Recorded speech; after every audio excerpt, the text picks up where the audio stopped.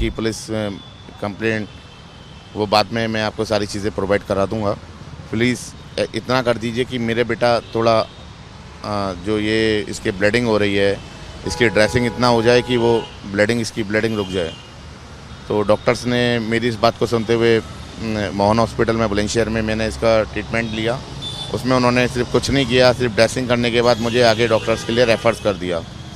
उन्होंने मुझसे कहा कि आप इनको बाहर ले जाइएगा। तो मैंने डॉक्टर साहब ठीक है, आप इतना कर दीजिए कि मुझे ambulance with ventilator with oxygen arrange करा दीजिएगा, जिससे मैं अपने बच्चे को आगे ले जा सकूं और कुछ आगे ट्रीटमेंट मैं इसका शुरू करवा सकूं। तो जब पुलिस से आपने बात करी, पुलिस ने क्या बोला आप लोगों को? उस टाइम पे मेरी कोई बातचीत नहीं हुई थी पुलिस वालों से, बट हाँ जिस टाइम ये केस हुआ तो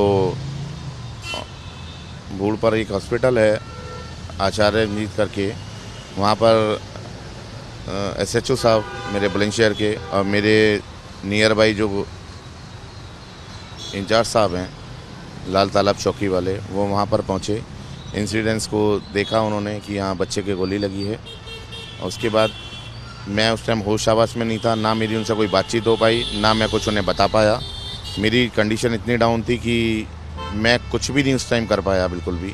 बस ट्रीटमेंट चल रहा था, बच्चा MRI के लिए चला गया था, CT स्कैन उसका वहीं हुआ था। डॉक्टर्स ने उसको इतना कर दिया था कि बस ट्रीटमेंट फर्स्ट एड इतना देने के बाद कि आप लोग इसको बाहर दिखा लीजिएगा। वहाँ से मैं फिर क्या रहा कि मैं बच्चे को लेके, अपने बेटे को लेके वहाँ से निकल गया। निकलने के बाद उन्होंने बोला कि नोएडा 62 में फोर्टिस हॉस्पिटल है, वहाँ के लिए हायर सेंटर उन्होंने भेज दिया। फिर मैम अभी कैसी स्थिति है रेहान की? सर अभी उसके बारे में कुछ नहीं कहा जा सकता। डॉक्टर ने कहा है कि जब तक वेंटिलेटर पर है तो कोमा में ही है, और आगे आने वाले कुछ घंटे उसके लिए और भी ज़्यादा क्रिटिकल है। उन्होंने बोला कि अगर हम इसको वेंटिलेटर से हटाते भी हैं और उसके बाद वो सरवाइव कर पाता है, तब हम एक बार ये सोच सकते हैं कि ये खतरे से बाहर है, लेकिन अभी तक उसकी कंडीशन बहुत ज़्यादा क्रिटिकल है। मैम पुलिस से हमारी बात हुई थी रिपब्लिक की, उन्होंने बताया था कि जो बॉय है इनिशियल इन्वेस्टिगेशन के हिसाब से जिसने फायर करा है वो 14 साल का है। तो इस पर आपको क्या कहना है? हाँ, वो इवन मैं उन्हीं के यहाँ फंक्शन में दिन में भी गई थी। दिन में फंक्शन में जब मैं उनके यहाँ पहुँची तो जैसे हम लोग वहाँ से निकलना स्टार्ट हुआ तो उनकी वाइफ ने अपने हस्बैंड को बोला कि आप अंदर से पिस्टल लेकर आइए।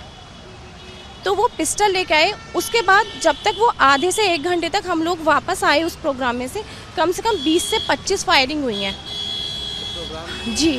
20 से 25 फायरिंग होने के बाद, और इवन इतने छोटे बच्चे को पेरेंट्स ने पिस्टल दी क्यों? वहाँ मौजूद जितने लोग थे सबने यही बोला कि ये हो क्या रहा है कि दोनों बच्चे अपने पिस्टल दोनों बच्चे अपने लगा के घूम रहे हैं। मतलब उनके तो एक खेल हो गया, लेकिन मेरी तो सब जिंदगी ही तबाह हो जाती। तबाह क्या, अभी भी कुछ कहा नहीं जा सकता। बस भगवान से प्रे है कि मेरा बच्चा जल्दी ठीक हो जाए।